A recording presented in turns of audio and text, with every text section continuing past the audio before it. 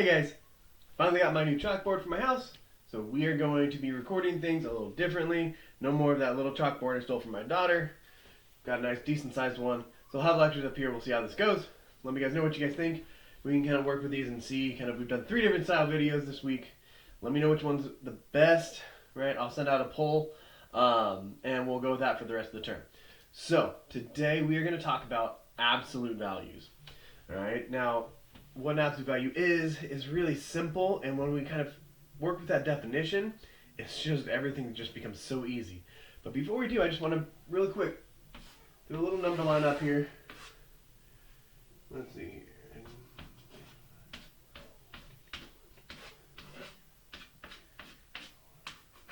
Alright, just got a number line from -5 to 5.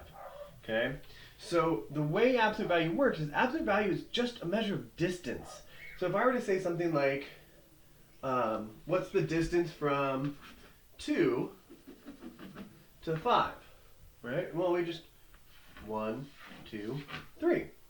So the distance from 2 to 5 is 3. Okay? And that's really hard to see up there. 3. That's a little better. Alright. So, then if we talk about the distance from 2 to -5, right, that's obviously 1, 2, 3, 4, 5, 6, 7. So that has a distance of 7. So understanding, being able to just kind of differentiate between that distance, kind of which way, right, is a big deal. Another thing we can do is we can say things like, what number or numbers have a distance of 3 from 2. Okay? So what number or numbers have a distance of 3 from 2? Okay? Well, we know, right? 1, 2, 3, 5. So 5 is one of those numbers. But distance doesn't have a direction or anything like that, right? So if you take your hands, go ahead and do this with me. Go ahead, put your pencils down, stop taking notes. Put your hands about a foot apart. Now, move your hands so they're a negative foot apart. Right? I mean, some of you might be like, oh, like this. But if they're still a foot apart, you're just crossing your arms now. You can't have negative distances. And so because you can't have negative distances, it doesn't matter which direction we go for distance. So to be a distance of 3, so to be 3 spaces away from 2, means I could go 1, 2, 3. But I could also go 1, 2, 3 to -1. So we get 5 and -1. Both have a distance of 3 from 2. Okay? And this sets up absolute value. Okay? So we say, in general, the distance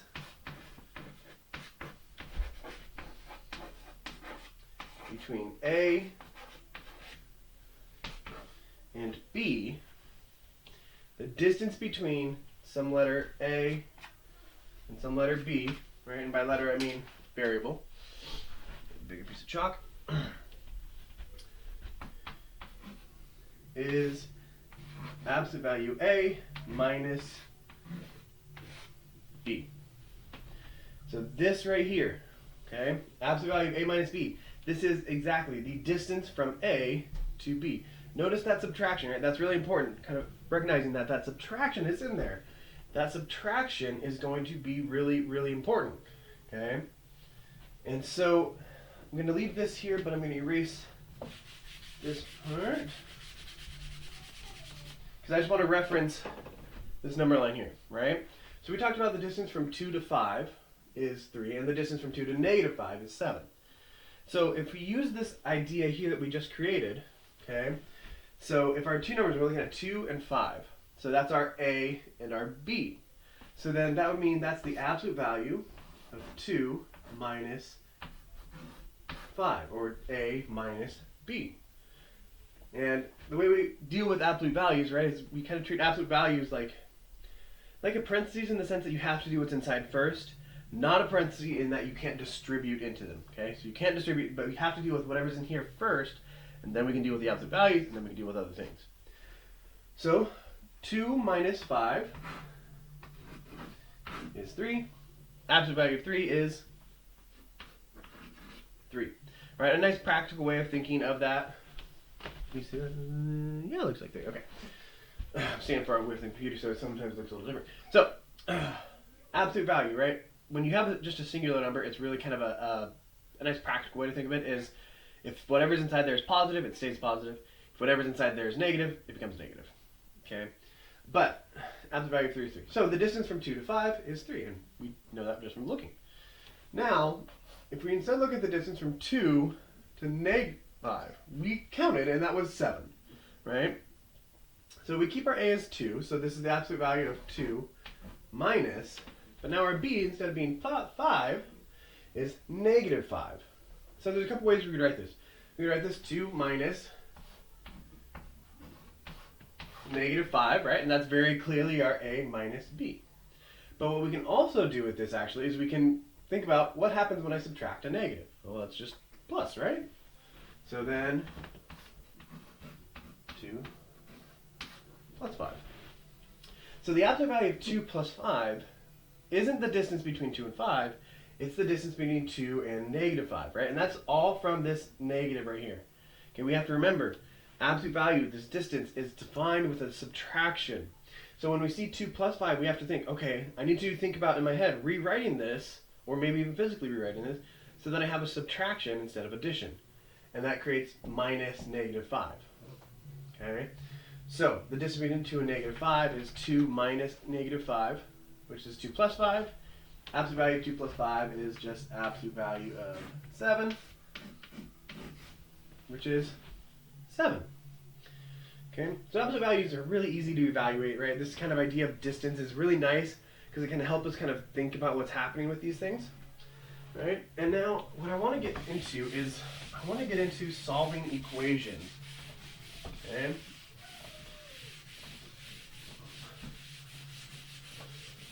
So there's not going to be an example video. This is just going to be the one singular video for absolute values. It's basically a big giant example video.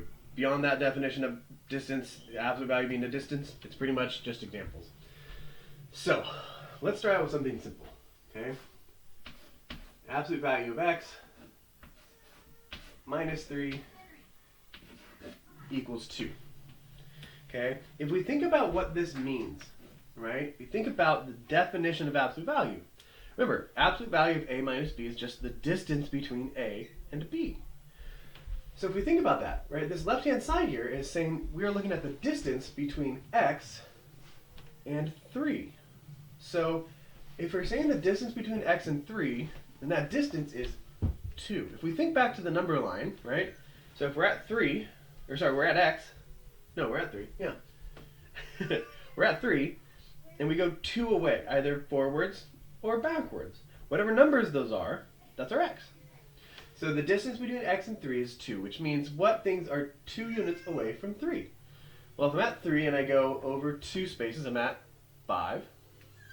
So we get x equals 5. And if I go back the other way, I get 1. There's our solutions, right? So if we have a really simple equation like this, we can just think about it, right? Using that idea of distance between two numbers, okay? The same thing if we have x plus 3 equals 2. Now, instead of our two numbers being x and 3, we're looking at x and negative 3, right? So we're a distance of 2 away from negative 3, which means if we go back this way, it takes me to negative 5. If I go this way, it's negative 1. So here are solutions. Negative 5, negative 1.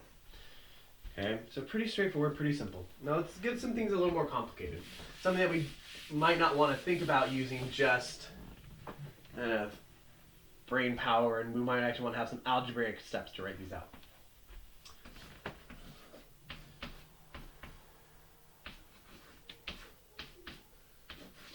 Okay, so the absolute value of 2x plus 5 equals 7. Now, this is something you could think through, kind of be like, okay, well, I have the distance between this thing and negative 5 is 7, so I figure out what those things have to be, divide them by 2. But let's do this algebraically. Now, we've seen from the couple examples we've done that algebraically what happens here is we get kind of a forwards and backwards kind of solution. And so what we can do, what's really cool, is once we have the absolute value isolated, we'll do an example where we'll have to do that in just a minute. So once we have this absolute value completely by itself equal to a number, I can split this into two equations. And the two equations I get is 2x plus 5 equals 7, and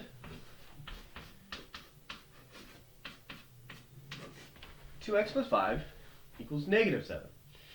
Now, we may think, why do we get those two equations? How are those the same, right? This equaling negative 7, this was 7.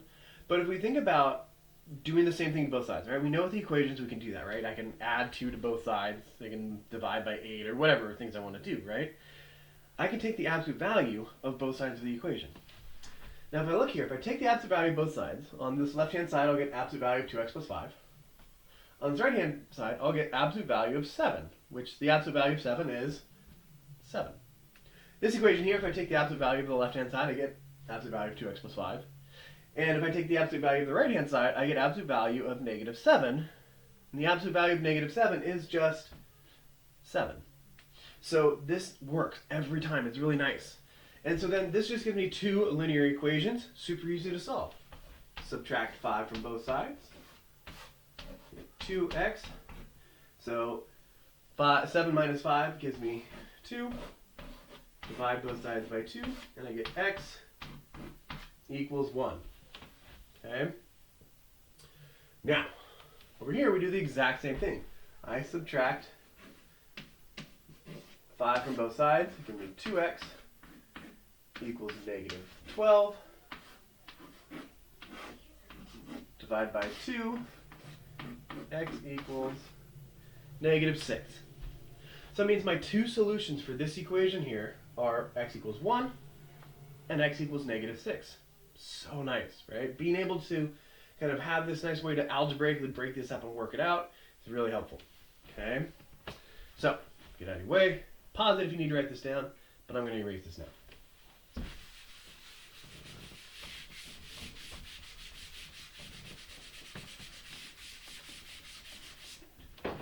I know I may be moving through some of these fast because I cover it up all right and move and talk and stuff like that. Feel free to pause as you need to write things down, right? That's the nice thing about having a video. So, let's say we've got something like 3 times the absolute value of x minus 2 plus 1 equals 7. Okay? So I have 3 times the absolute value of x minus 2 plus 1 equals 7. So this is an absolute value equation. What we have to do here is we have to isolate the absolute value, okay? Isolate this absolute value. That's the first thing we do with any absolute value equation, all right? The first step to do with an absolute value equation or inequality is isolate the absolute value. Once we do that, we can move from there, okay? And the way we do that is we treat this as kind of its own algebraic unit. In other words, I have 3 times something plus 1 equals 7. So to get this something by itself, subtract 1, 3, absolute value of x minus 2 equals 6, divide by 3. Since this is kind of grouped together as one thing, I can do this. I have 3 times this thing. So those 3's cancel. Absolute value of x minus 2 equals, and 6 divided by 3 is 2. So, we've isolated our absolute value. Now, we want to look at this and make sure, first of all, it's a possible equation, right? Remember, we kind of mentioned this, right? Absolute value is distance, and distance can't be negative. So if we get an absolute value equal to a negative number, stop, no solution. But since I have an absolute value equals a positive number, we keep going, right? And we can either split this into two equations, or for time's sake, I want to just consider what this means, right? This is saying the distance from x to 2 is 2. So what numbers are 2 away from 2? Well, if I go backwards, I get 0. If I go forwards, I get 4. So my solutions are x equals 0 and 4. Okay? that's all it is. It's really nice and easy. Okay? Now,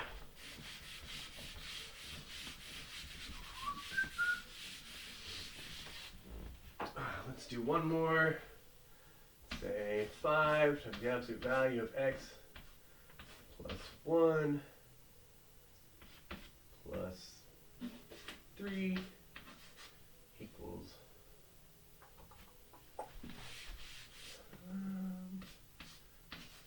negative 12. So, we go through, we solve, isolate that absolute value, right? It's our first step. Isolate the absolute value. Subtract 3, 5, absolute value of x plus 1. Negative 12 minus 3 is negative 15. Divide by 5s, and we get absolute value of x plus 1 equals negative 3. Now, if you're doing this algebraically, right, you're splitting this into two equations. You're going to get x plus 1 equals 3, x plus 1 equals negative 3. You got to be really careful, right, because this is kind of where we need to pay attention a little bit before we just go through this process, right? Or if you want to just have like these step-by-step rules you follow every time, insert a rule right here that says check to see if it's possible, right? Because distance can't be negative. So the distance from x to negative 1 cannot be negative 3. So this has no solution. And that is a perfectly good answer, right? A perfectly good answer to a problem is sometimes there is no answer, right? The answer is no answer, okay? No solution.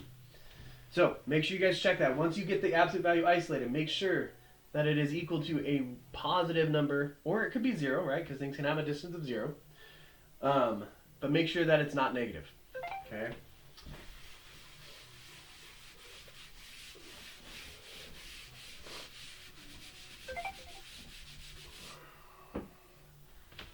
All right.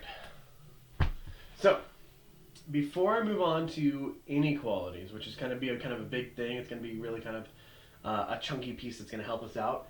I want to talk about what the graph of an absolute value looks like. So if we say that f of x equals the absolute value of x, okay, f of x equals absolute value of x, that graph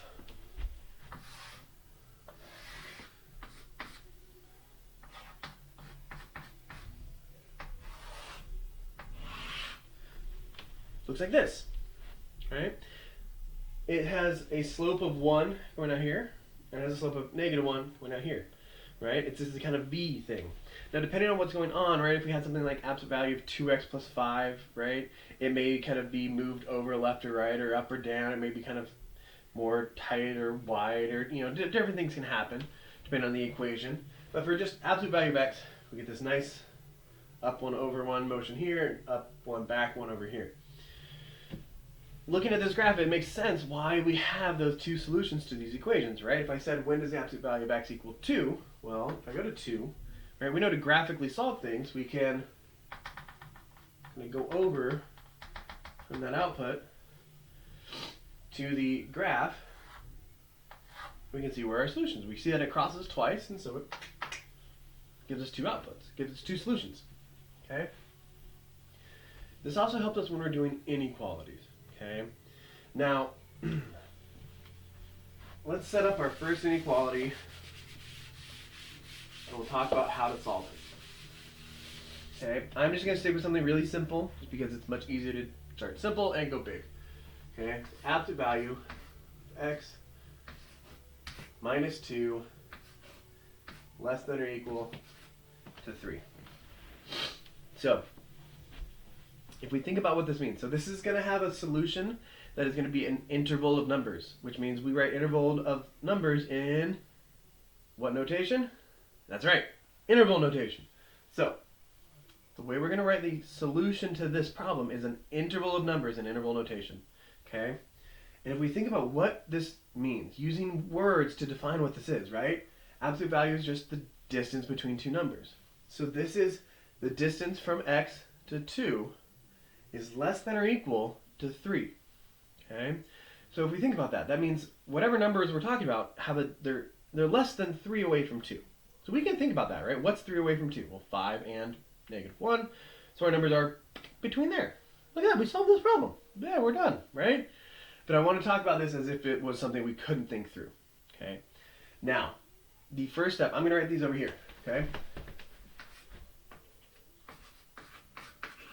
I'm going to use some symbols.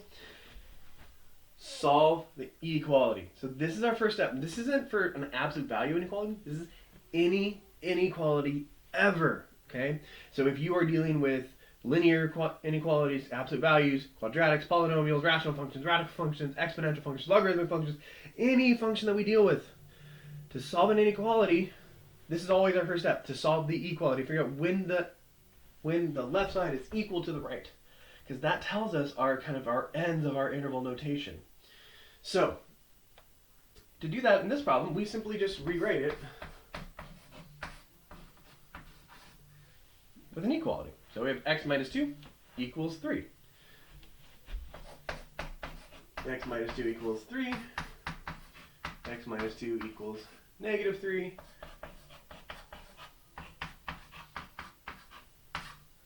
We add 2, we get x equals 5. And x equals -1. Boom! We have found the inequality, or the equality. Okay? We already talked about that, right? I mean, this was an easy problem, right? What has a distance of 3 from 2? Okay? Step number 2.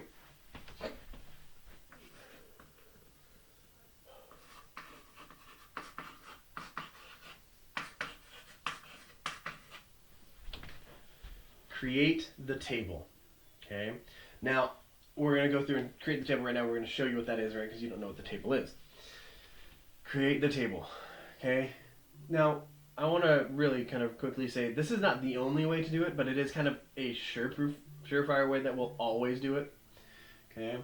As we learn more graphing techniques and the shapes of graphs and some different things next week with function transformations, we're going to kind of veer away from this more and more. We're going to start to look at graphs and rely on those a lot more.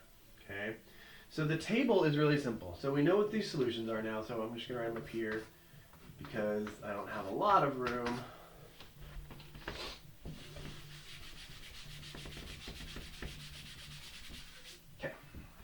So the table starts off with a number line. And on that number line, you want to put any points of equality. Okay? So for us, we have -1 and 5. And now when you're putting those on here, you want to evenly space them out because those numbers are going to actually be what create the columns of your table.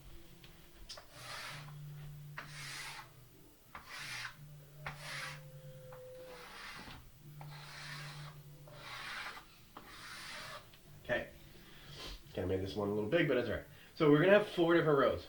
Okay, the first row is the interval. Okay, what that's simply asking is what interval is represented on this number line on this part. Okay, we never include the ends because those are actually kind of our bars, if you will, right? So just right here. So since this goes all the way back to -infinity, goes up to -1. This middle one goes from -1 to 5, and this last one goes from 5 to infinity. Okay, so those are our 3 intervals. Now the next thing we have to do is we want to pick a test point. Okay, test PT is what I've got right here, right? All that is it's some number inside this interval, right? Again, we need to be careful so we don't choose an end point. And it's actually in there, right? It's something we can get silly with. Woo! Now, we can go crazy, we can go easy, we can do whatever we want, as long as it's in this interval. So this is from -1 to negative, so I could choose like -1 trillion. I could choose -pi. But let's be easy on ourselves, and let's do -2. Now this goes from -1 to 5, which means it goes from positive to negative. So that has 0, and that's always a nice one to use. 5 to infinity, so let's go with 6. So now what we want to do, okay, once we have our test point, so that's just some number that is inside this interval, we want to get our test value. So what that means is Sneeze again. What that means is we're going to plug this number in for x in the original problem. And so we're just going to evaluate what that side is. So if my test point is -2, so I have -2 minus 2 inside the absolute value. Oh, bless me. So absolute value of -2 minus 2. So -2 minus 2 is -4. Absolute value of -4 is 4. Next, we have 0. 0 minus 2 is -2. Absolute value of -2 is 2. Next, we have 6. Okay. So 6 minus 2 is 4. Absolute value of 4 is 4. Woo! Lots of pollen and chalk dust in the air. We're going to make me sneeze a lot. So, we're almost done with the table part. The last thing is the check. So what we're checking for is, does this test value satisfy this inequality? So in our problem here, is 4 less than or equal to 3? 4 is not less than or equal to 3. That does not work. Is 2 less than or equal to 3? Yes. Is 4 less than or equal to 3? See part 1. Nope. So, we have our table completed. Step 3.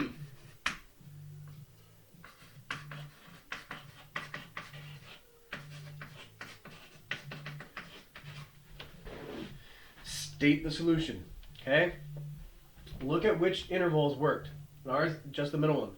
That was from -1 to 5. That means our solution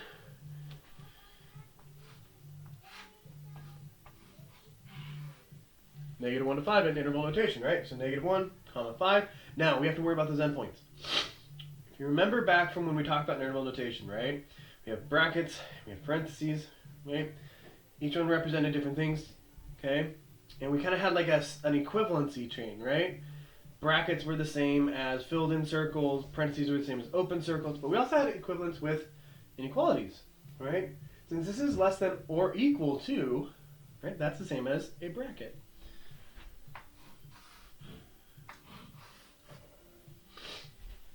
Boom. So that means our solution to the problem of absolute value of x minus 2 being less than or equal to 3 is the interval from -1 to 5, including both ends. Okay? That's it. That's really all we have to do. Okay? Now, you can absolutely look at this by graphing. There's other ways to do these problems. But for the purposes of this lecture, right, the way I want to cover this is this nice general way of doing... Dad, you should come and check it out in the living room. Of doing this table method. Here's my daughter. Ugh! Say hello. Hi. All right. Now you scoot. I'll be right out. Knew it was going to happen at some point.